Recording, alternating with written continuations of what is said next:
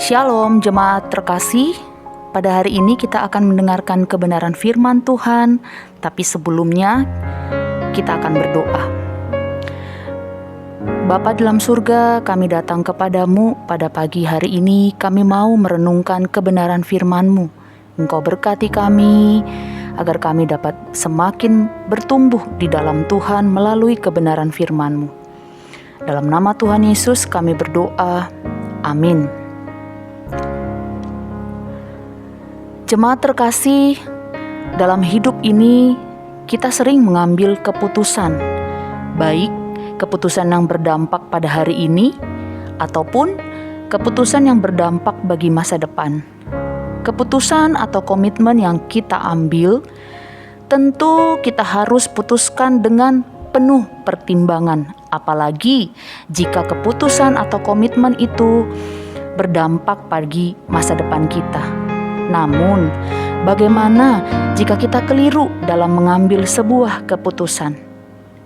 Inilah yang pernah dialami oleh Yosua dalam kisah Yosua pasal yang ke-9.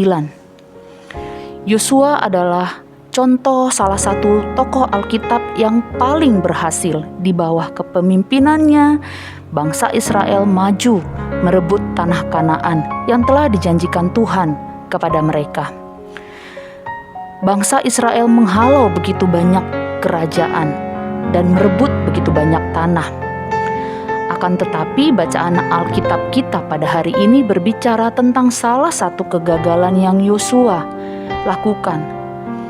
Kisah ini dimulai dari peristiwa di mana Yosua baru saja membinasakan kota Yeriko dan juga kota Ai. Itu ada pada Yosua pasal 8. Ketika bangsa-bangsa lain mendengar kabar tersebut, ada dua reaksi mereka. Yang pertama, orang Het, Amori, Kanaan, Feris, Hewi, dan Yebus justru membentuk koalisi agar mereka semakin kuat dalam menghadapi bangsa Israel. Tetapi orang Gibeon melakukan hal yang lain. Mereka mendengar tentang apa yang dilakukan Yosua terhadap kota Yeriko dan Ai, dan mereka mencoba menipu Yosua agar mereka tidak dibinasakan. Apa yang mereka lakukan? Mereka menyamar sebagai penduduk negeri yang jauh dengan cara membawa bekal, karung yang buruk, kirbat anggur yang buruk, kasut yang buruk, dan remah-remah.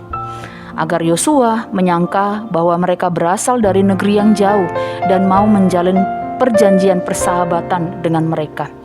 Disinilah kekeliruan Yosua dan orang-orang Israel. Sayangnya, Yosua dan orang-orang Israel tidak mencari tahu dahulu apa keputusan Tuhan. Mereka langsung mengikat perjanjian dengan orang Gibeon tanpa meminta keputusan Tuhan terlebih dahulu. Ada di ayat yang ke-14. Dan akibatnya cukup fatal. Bangsa Israel tidak dapat memusnahkan bangsa Gibeon, dan akhirnya mereka terpaksa menjadikan bangsa Gibeon menjadi hamba-hamba mereka yang diam di antara mereka. Seandainya mereka bertanya kepada Allah dan mencari tahu kehendak Allah sebelum memutuskan, pasti mereka tidak akan mengambil keputusan yang keliru. Akibatnya, Yosua dan bangsa Israel harus menanggung keputusan yang keliru itu untuk jangka waktu yang lama. Dan di jangka panjang, akhirnya keputusan mereka itu mengakibatkan mereka terjadilah kawin campur antara bangsa Israel yang kudus dengan bangsa Kanaan. Jemaat terkasih, jika dibandingkan dengan kondisi saat ini pun kita tetap membutuhkan Tuhan.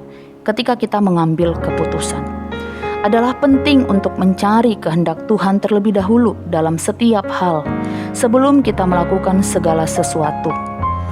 Hidup ini penuh dengan begitu banyak pilihan, dan kita tidak akan mampu untuk mengambil keputusan yang tepat jika kita tidak menanyakan keputusan Tuhan terlebih dahulu. Mari jemaat terkasih, kita mencari keputusan Tuhan terlebih dahulu, agar seluruh kehidupan kita boleh sesuai dengan kehendak Allah. Tuhan memberkati kita. Mari kita berdoa. Bapa dalam surga, kami sungguh bersyukur untuk firman-Mu pada hari ini yang mengingatkan kami agar kami dapat menjadi anak-anak Tuhan yang mengambil keputusan berdasarkan kehendak Tuhan. Tuhan tolong kami dalam mengambil keputusan apapun di hidup kami, mengandalkan Tuhan selalu dalam hidup kami. Terima kasih Bapa, dalam nama Tuhan Yesus kami berdoa dan mengucap syukur. Amin.